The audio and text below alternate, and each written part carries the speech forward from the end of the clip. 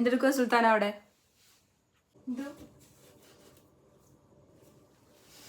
വിളിച്ചു ഉമ്മച്ചി.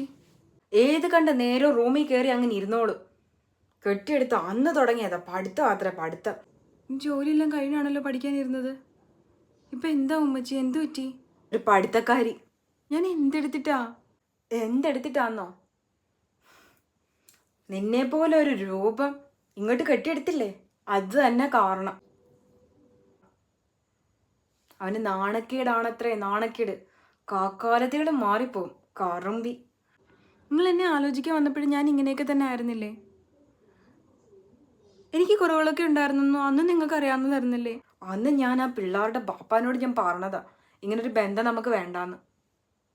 അധ്യാനം കണ്ട് കേൾക്കുവോ? അധ്യാനം ഇഷ്ടപ്പെട്ടു. ആ ശരിയിൽ എല്ലാവരും കൂടെ അങ്ങ് ശരിവെച്ചു. എൻ്റെ കുഞ്ഞും അതിൽ തന്നെ ശരിവെച്ചു. അവൻ അറിഞ്ഞിനോ ഇങ്ങനെയൊക്കെ ആവുമെന്ന്? പുറത്തോട്ട് കൊണ്ടു നടന്നാ പുറത്തുള്ളവരൊക്കെ അവനെ കളിയാക്കുന്നു. അവൻ്റെ കൂട്ടുകാരൊക്കെ കറമ്പിയം കൊണ്ട് നടക്കുന്നു എന്ന് പറഞ്ഞു. എൻ്റെ കുഞ്ഞിനെ നാണക്കേടാന്ന്. എനിക്ക് ചന്തക്കുറവുണ്ടെന്ന് നിങ്ങൾ കാണാൻ വന്നപ്പോൾ നിങ്ങൾക്കൊക്കെ അറിയാവുന്നായിരുന്നില്ലേ? അന്ന് നിങ്ങൾ എന്നെ ഈ കോലത്തിലൊക്കെ തന്നെ ആയിരുന്നില്ലേ കണ്ടത്? ശബ്ദിക്കരുത്, നീ ശബ്ദിക്കരുത്. ഇവിടെ കെട്ടിക്കൊണ്ട് വന്ന പെണ്ണുങ്ങളുടെ സംസാരം ഈ 4 ചുവരിന് വെളിയിൽ പോവരുത്. മിണ്ടരുത്, നീ മിണ്ടരുത്. ഞാൻ മിണ്ടും ഉമ്മച്ചി, ഞാൻ മിണ്ടും. നിങ്ങളെ പഠിച്ച തമ്പുരാൻ തന്നെയാണ് എന്നെയും പഠിച്ചത്.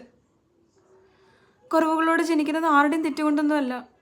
കറുക്കുന്നവനും വെളുക്കുന്നവനും എല്ലാം പഠിച്ച തമ്പുരാൻ്റെ സൃഷ്ടി തന്നെയാണ്.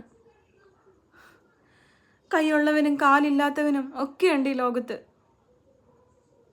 ഈ തൊലിയുടെ നിറം നോക്കുന്ന എന്തിനാ ഉമ്മച്ചി?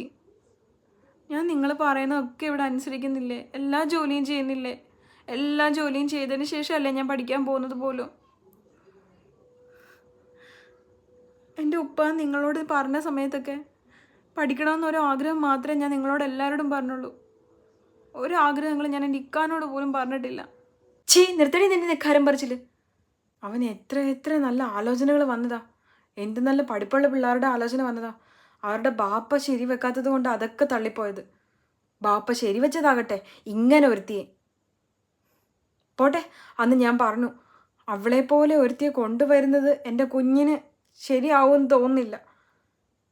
ഒരു ഉമ്മയ്ക്ക് അറിയാതെ പോവോ സ്വന്തം കുഞ്ഞിൻ്റെ ജീവിതത്തെ പറ്റി? എനിക്കറിയാമായിരുന്നു എൻ്റെ കുഞ്ഞിൻ്റെ മനസ്സ്.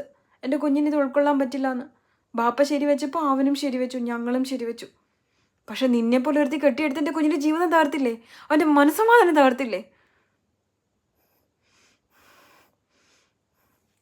ആർക്കും വേണ്ടാത്തൊരുത്തി കെട്ടിയെടുത്തോണ്ട് വന്നു നശിപ്പിക്കാനായിട്ട്, എൻ്റെ കുഞ്ഞിൻ്റെ ജീവിതം നശിപ്പിക്കാനായിട്ട്.